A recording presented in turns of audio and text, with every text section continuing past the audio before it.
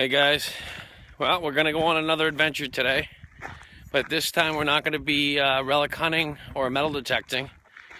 You know, I was actually thinking the other day, as treasure hunters, spend a lot of time out in the woods, and sometimes out in the deep woods.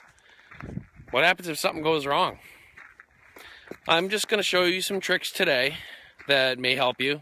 Maybe you already know them. This will not be a metal detecting or relic hunting video. However, I think it's important, and it involves fire. Everybody likes fire. Check it out.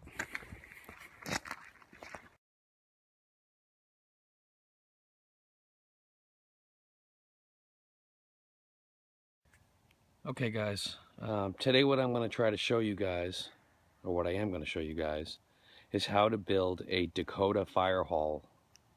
Okay, basically everybody knows how to start a fire. It's pretty self-explanatory. The only difference here is we're going to dig a hole and then a vent about 12 inches.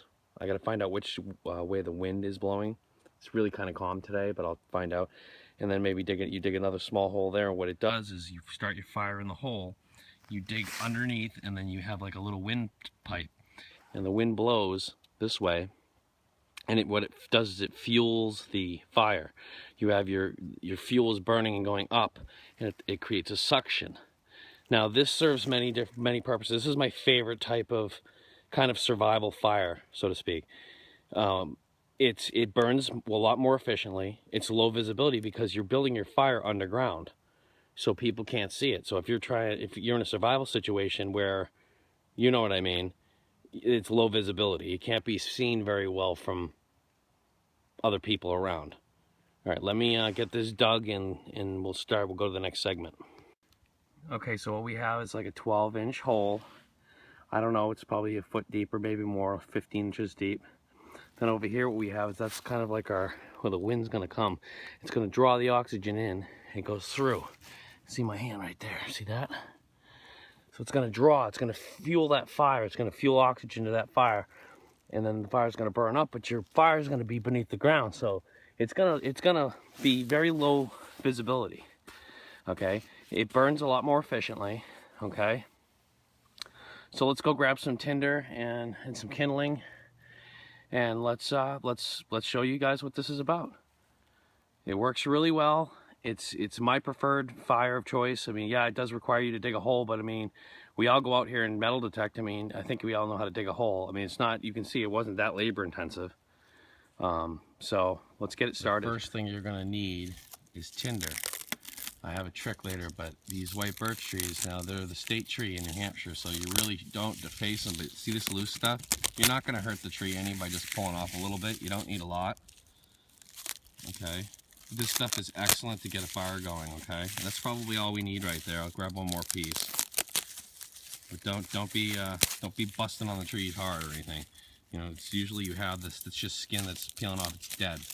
So, okay, so we got that. So let's go build our fire. I think we could all agree on one thing. It doesn't matter how you get the fire started in a survival situation. Just get the frickin' thing started.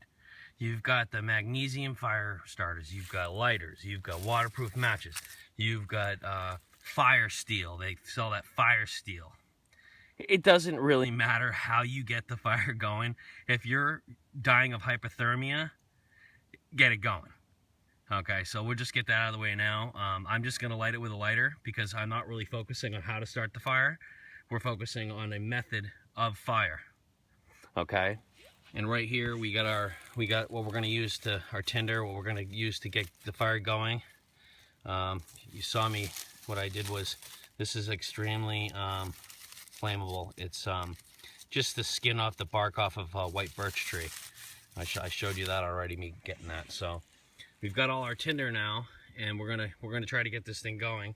I also have a trick.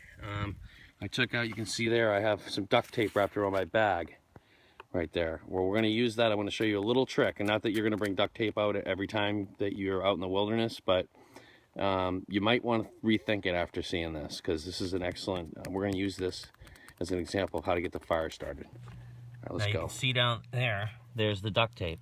Now here's the trick with the duct tape. The adhesive on this duct tape is extremely flammable. It'll keep that flame going. Don't whatever you do, don't ingest the fumes because it is plastic. It'll set off some black smoke for a little bit. Just be mindful of that. You don't want to breathe that in. Let's just see how this works here. Get that going there. Everything should catch. Let's just see if it catches here. Okay, yeah, we're going. And now the duct tape's gonna start burning, I think. So we got it started here. Let me get it going and we'll come back. Now you can hear how it draws in oxygen. See, I put some rocks in there too, because what those little rocks will do, as this thing burns, after it goes out, say you're in a survival situation and you need to sleep, okay, build a shelter or whatever around this, those rocks will retain heat and they'll stay warm and, you know, convection heat, okay? So you can see it works good. You can hear it taking in oxygen from this hole, goes through, and you can see how it burns just perfectly. And most of this flame is beneath the ground. You can see there's very low smoke coming off of it. I guess that's it. It's a very effective method. Okay, so I hope it helped, and well, thanks for watching. And another really good thing about this method is that you've got a hole dug, so when you need to put the fire out, there's your dirt. Just fill in the hole, and you're done. You know, and like I said, if you need to cook over this, see, you're beneath the ground, so you can lay over whatever, sticks or something, and you can heat up water. You could purify water by boiling. You could heat food over. It's very easy to just lay a grate or anything over this and cook over it. Okay, because you've already got your shelf right there. The earth is your shelf. So those are just some of the reasons I like this. Is that it's just convenient in every single way. Low visibility. It burns more efficiently. You can cook easier over it, purify water, whatnot. And then when you're done with your fire, fill it in, and you're done. Now, as you can see, we're done with our fire. Fill everything in. There's absolutely no remnants of anybody ever having a fire here at all. Okay? Cover your tracks. I mean, we could have kicked more leaves over it. I mean, we've already filled the hole in. You could essentially, I mean, it's like nothing ever happened, right? And you just move on the next day, and there's pretty much no traces. I hope you guys all enjoyed this, and thanks.